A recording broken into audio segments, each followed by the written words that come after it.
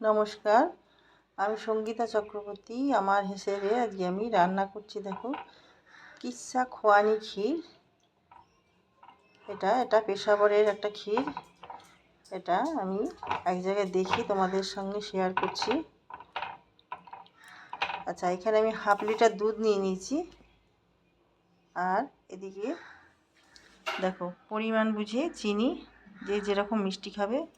এখানে আতপ চাল 100 গ্রাম, এক বাটি দুধ, আর 4টে রস বিস্কুট, আর এই 2টো এলাচ। এইগুলো আমি মিক্সিতে গ্রাইন্ড করে নেব। চালটা ধুয়ে নেব। দেখো, এর মধ্যে দিয়ে দিলাম চাল, গোবিন্দভোগ চাল। এটা ধুয়ে আগে থেকে শুকিয়েও রাখতে পারো পরিষ্কার করে।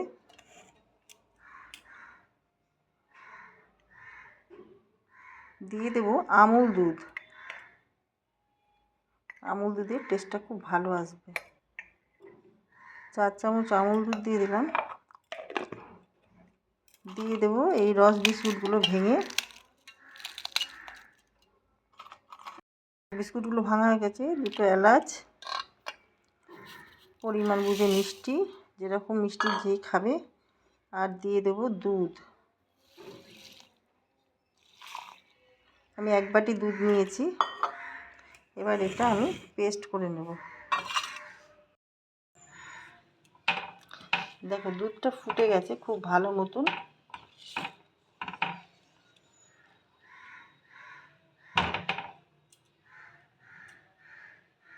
এবার যে পেস্টটা তৈরি করলাম সেটা আমি দিয়ে দেবো।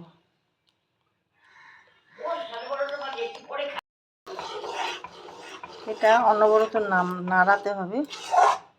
ক্ষীরটা হয়ে এসছে।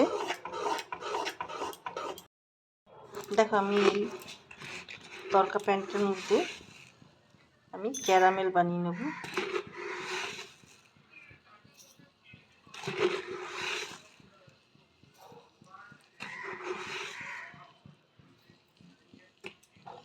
ক্যারামেলটা হয়ে গেছে, রেডি। গ্যাসটা বন্ধ করে দিলাম। বেশিক্ষণ রাখলে আবার জ্বলে যাবে।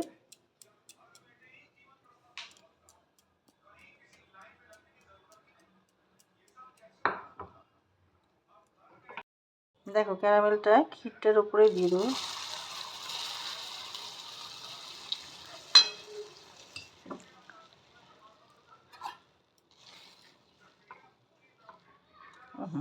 দারুণ কালার হয়েছে। আমার এই গ্যাসটা কিন্তু এখন বন্ধ আছে। যখন ক্ষীরটা বানাবে তখন কিন্তু হাত থামিয়ে দিলে চলবে না, নিচে থেকে লেগে যাওয়ার ভয় আছে কড়াইয়ের।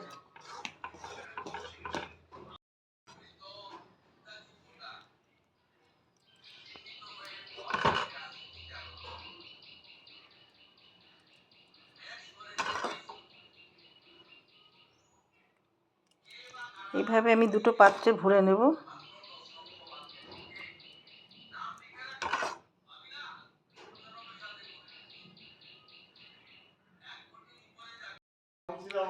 দেখো, এর উপর দিয়ে একটুখানি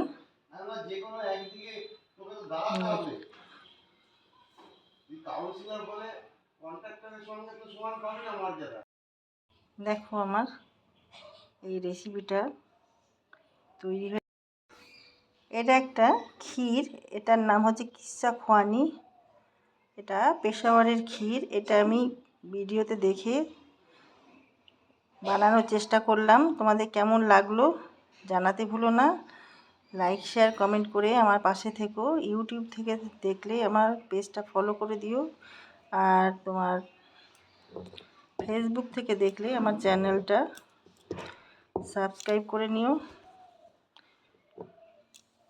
যারা যারা আমাকে লাইক, শেয়ার, ফলো করেছো তাদের অসংখ্য ধন্যবাদ জানাই।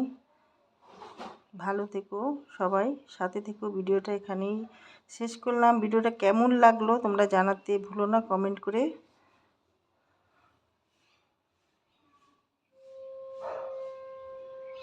Thank you.